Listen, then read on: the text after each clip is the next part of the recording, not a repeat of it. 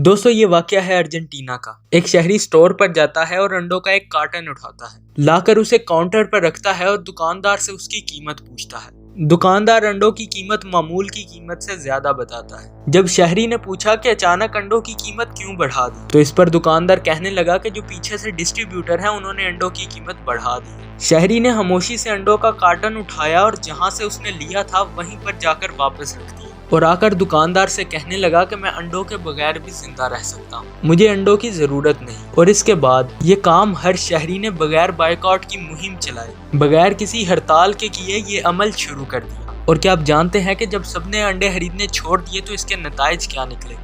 अभी हफ्ता भी नहीं गुजरा था कि जब डिस्ट्रीब्यूटर दोबारा दुकानों पर अंडे देने के लिए आए तो स्टोर के मालिकान ने अंडे खरीदने से इनकार कर दिया, क्योंकि जो पहला स्टॉक था वो अभी तक गोदामों में पड़ा हुआ था और जब वो सेल नहीं हुआ तो नया स्टॉक वो कैसे ले लेते। लेकिन उधर पोल्ट्री फार्म के मालिकान भी अपनी जिद पर अड़े रहे। उन्होंने सोचा कि जल्द ही लोग अंडों की कीमत को नजरअंदाज कर देंगे और खुद ब खुद अंडों की खरीदारी मामूल पर आ जाएगी।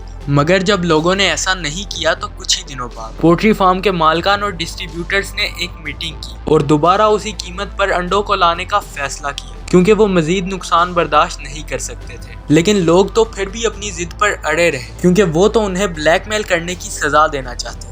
मगर दूसरी तरफ डिस्ट्रीब्यूटर्स को अपनी जान के लाले पड़ गए और इसके बाद उन्होंने दोबारा मीटिंग की कि इस तरह तो हम दिवालिया हो जाएंगे, क्योंकि हम पोल्ट्री फार्म में रखे हुए मुलाजमीन को भी तनख्वाहें नहीं दे पा रहे। और इसके बाद उन्होंने न्यूज चैनल्स और टीवी चैनल्स पर आकर अर्जेंटीना के लोगों से माफी मांगी और जो अंडों की पहली कीमत थी उस कीमत से भी 1/4 कम की और फिर जाकर कहीं लोग रजामंद हुए। अब इस बात को गौर से समझो, मार्केट का ये असूल है, अगर किसी चीज की सप्लाई कम हो और डिमांड ज्यादा हो तो उस चीज की कीमत भी बढ़ने लगेगी। लेकिन अगर इसके बरक्स जिस चीज की डिमांड कम हो जाए और सप्लाई ज्यादा होने लगे तो उस चीज की कीमत भी कम हो जाती है। दोस्तों ये बात याद रखो कि कौमें अपने मुस्तकबिल का फैसला खुद करती हैं।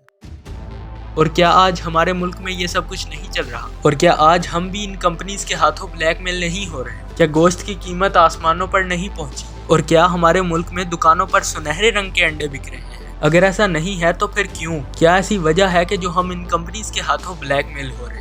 और क्या आज की इस वीडियो से आप मुतासर होकर इन सब चीजों का बायकॉट करेंगे? और अगर आपके जहन में ये सवाल आ रहा है कि मेरे अकेले के बायकॉट करने से क्या होगा, तो खुद को ये समझाओ कि आप सिर्फ खुद को ठीक कर सकते हो। कम से कम आपको अपना इख्तियार तो है। लेकिन फिर भी अगर आप ऐसा नहीं करते तो आपको कोई इख्तियार नहीं कि आप दूसरों से शिकवा करें। ये थी आज की वीडियो। इस वीडियो को ज्यादा से ज्यादा शेयर करें। मैं मिलूंगा आपको फिर ऐसी किसी इंफॉर्मेटिव वीडियो में। तब तक के लिए अल्लाह हाफिज।